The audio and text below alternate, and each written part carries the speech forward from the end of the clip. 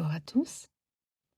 Nous avons tous entendu, lorsque nous étions enfants, qu'il convenait d'être poli, d'apprendre les usages sociaux qui nous permettraient d'être ce qu'on appelle bien élevés.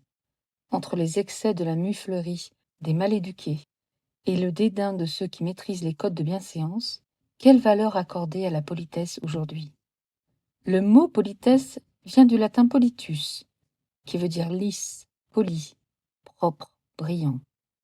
C'est avant tout ce qui caractérise des règles de savoir-vivre, la bienséance, le respect des règles sociales. Aujourd'hui, on pourrait dire les règles du vivre ensemble. En 1664, La Rochefoucauld explique dans ses maximes qu'il s'agit de l'ensemble des caractères sociaux, intellectuels et moraux qui caractérisent une civilisation. En d'autres termes, ce qui nous distingue des animaux. Et encore que rien ne dit que les animaux ne peuvent pas être polis entre eux. Bien sûr, chacun d'entre nous sait de quoi il en retourne. L'obligation de dire merci, s'il vous plaît, bonjour, au revoir, etc. Ces obligations nous ont souvent été enseignées, et elles rythment nos interactions sociales depuis toujours. Qu'en est-il de cette politesse lorsqu'elle devient hypocrisie, lorsqu'elle permet la feinte, l'esquive, lorsqu'elle ferme gentiment une porte et qu'elle nous renvoie là d'où l'on vient avec courtoisie, mais sans élan du cœur? Parce que voilà ce qui caractérise le plus un geste ou une parole polie. C'est lorsqu'elle émane d'un sentiment sincère. C'est là que se trouve sa source première, du moins là où elle devrait se trouver. Charles Victor de Boschdenten nous dit dans L'Homme du Midi, en 1824, « Il ne faut pas croire que la politesse ne consiste que dans de vains usages. La véritable politesse prend sa source dans les qualités les plus estimables du cœur. Elle nous apprend à contenir les passions haineuses. Elle donne l'habitude de s'occuper des autres. Elle exclut tout ce qui peut blesser. Elle apprend à nous oublier nous-mêmes, et l'expression de l'estime d'autrui se trouve toute faite, soit en démonstration, soit en parole. Souvent, par dénégation, fainéantise, désinvolture, égoïsme, ou encore sous prétexte de négligence, on oublie délibérément ces règles les plus communes, les plus simples. J'ai entendu il y a peu « Pas la peine de faire des politesses avec la famille, ça va de soi ». J'avoue avoir été décontenancée par cette réflexion. Le « ça va de soi » indique qu'il n'est pas nécessaire de faire des efforts dans ce contexte-là, puisque l'affection est acquise. C'est un positionnement qui peut s'entendre, se comprendre, mais si on considère qu'une réelle politesse vient du cœur, pourquoi en priver ses plus proches et le réserver aux liens les moins profonds? Être sincèrement poli, c'est porter une attention délicate à l'autre. C'est être attentif au-delà de soi. Évidemment, il existe ce que Chateaubriand appelle des politesses mondaines, qui illustrent le raffinement d'une société, pas toujours très sincère, et indiquent une distance, un cérémonial, qui relève plus de la courtoisie ou du rituel social que d'un véritable élan du cœur. Voyant là des clés d'accès à une société raffinée.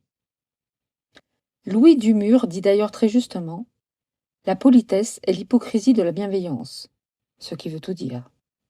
À ne voir dans les règles de civilité que le masque de l'hypocrisie sociale, nous autres modernes avons oublié leur vertu libératrice, soutient le philosophe Philippe Reynaud. Arthur Schopenhauer souligne que la plupart des gens ne méritent pas notre politesse. Cependant nous méritons de le leur donner, et ainsi de ne pas se comporter comme eux. Il écrit également « L'égoïsme inspire une telle horreur que nous avons inventé la politesse pour le cacher. Mais il perce à travers tous les voiles et se trahit en toute rencontre. Bien sûr, nous ne sommes pas dupes. Certaines politesses sont intéressées et manipulatrices. Le contexte nous en donne facilement l'étendue et l'orientation, si seulement nous savons être observateurs et vigilants. Cependant, la plus petite des politesses, si elle est sincère, n'est-elle pas le signe d'une considération de l'autre, le signe que l'on prête attention à l'autre? La courtoisie engendre le respect de l'autre dans son entièreté.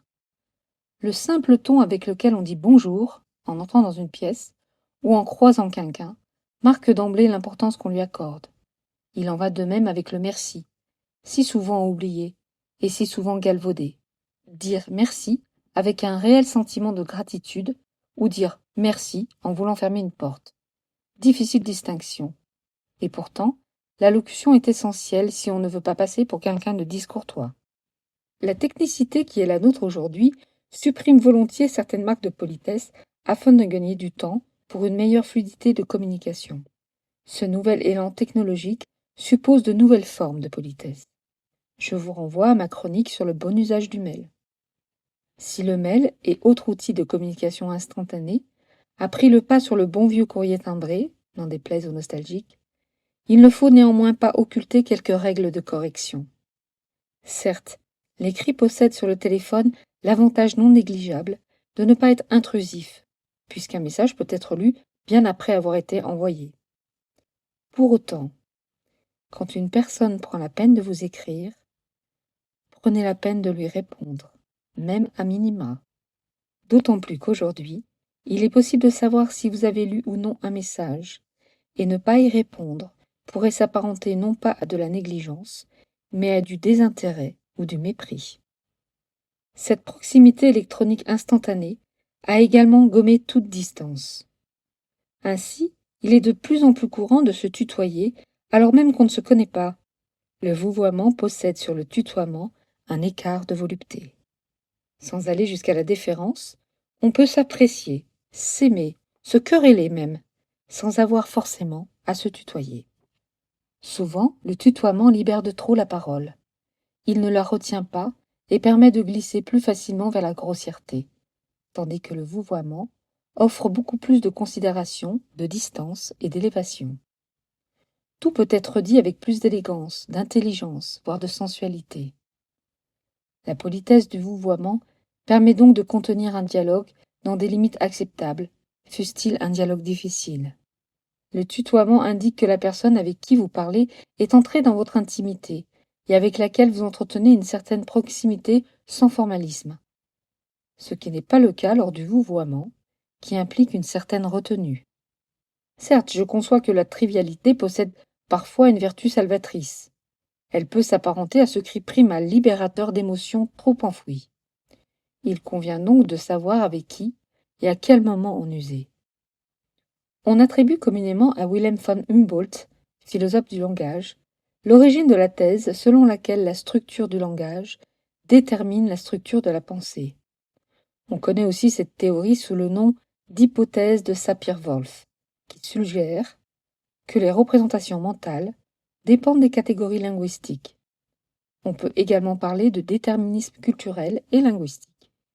Aussi, manquer de politesse illustre souvent que l'on ne projette pas une pensée positive sur l'autre. La fameuse expression « ça va de soi » est donc tout à fait explicite dans le contexte. Non, la politesse ne va pas de soi. Ce qui n'est pas dit n'existe pas. Enfin, la politesse est aussi le reflet de la gentillesse que l'on a pour l'autre. Si l'on est sincèrement poli avec quelqu'un, alors on pose un acte de prévenance. On affiche la profondeur de son estime. Aussi, de la politesse advient, comme nous l'avons vu, le respect. La politesse s'enseigne par l'éducation, la gentillesse ne s'enseigne pas, elle se démontre. Néanmoins, plus nous usons de politesse, plus nous développons les actes de gentillesse.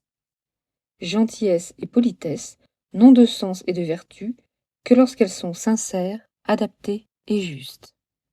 C'est en prêtant attention à l'autre par nos gestes, nos paroles, nos préventions, que nous illustrons le plus notre affection. Il ne s'agit pas d'imprimer une distance à l'autre, mais bien au contraire, de préserver l'autre de tout envahissement de ses propres émotions. Je conçois que ce ne soit pas un exercice facile, tant parfois l'émotion nous déborde. Cependant, en gardant à l'esprit que toute politesse est un acte de protection, on effleure alors le principe d'élégance et d'humilité. Comme il existe une politesse de société, il existe une politesse silencieuse, qui consiste à maîtriser ses pulsions pour ne pas les infliger à l'autre. La politesse est dans les mots, mais aussi dans les actes les plus simples, ce qu'on appelle plus communément le savoir-vivre. Savoir-être et savoir-vivre vont de concert du moment que l'on est un être social. Par exemple, tenir une porte à quelqu'un, retenir un ascenseur, ne pas venir les mains vides lors d'un dîner, attendre que tout le monde soit servi pour commencer à manger, laisser passer une personne devant soi, ne pas parler de quelqu'un en son absence, ne pas colporter de rumeurs, ne pas commencer toutes ces phrases par moi-je, ou tout simplement ne pas rendre une politesse. S'agissant du savoir-vivre, et pour illustration, la discrétion s'apparente au respect, à l'humilité et à la courtoisie. C'est une politesse.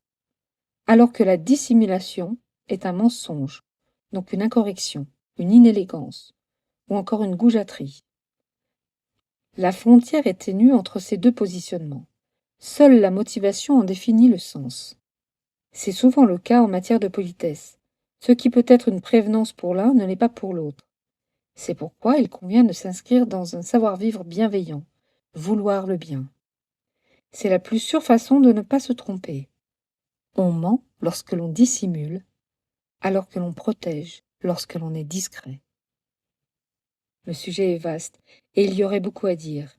Néanmoins, comme nous l'avons vu, que l'on parle de politesse sociale, de politesse mondaine, ou de savoir-vivre et de savoir-être, ce qui importe réellement, c'est l'intention et l'énergie que l'on y met qui en définit le sens. Mais n'oublions pas que plus nous nous plaçons dans une bienveillance et une attention vraie à l'autre, et moins nous risquons de nous tromper et de tromper les autres sur nos véritables intentions. Retenons ceci. C'est dans la recherche d'une posture de vérité que nous exploitons le plus notre capacité à être polis. Les marques de politesse n'existent que pour marquer notre déférence face à autrui. Dans une société où le moi d'abord trône en majesté, Emmanuel Lévinas, philosophe français, dit « Après toi devrait être la plus belle définition de la civilisation. » Cependant, je m'interroge. N'est-ce pas d'abord à nous-mêmes que nous devons la première des politesses, celle qui consiste à nous respecter, alors même que nous serions tentés d'accepter ce que nous ne voulons pas, sous prétexte de ne froisser personne? La question reste posée. À très bientôt.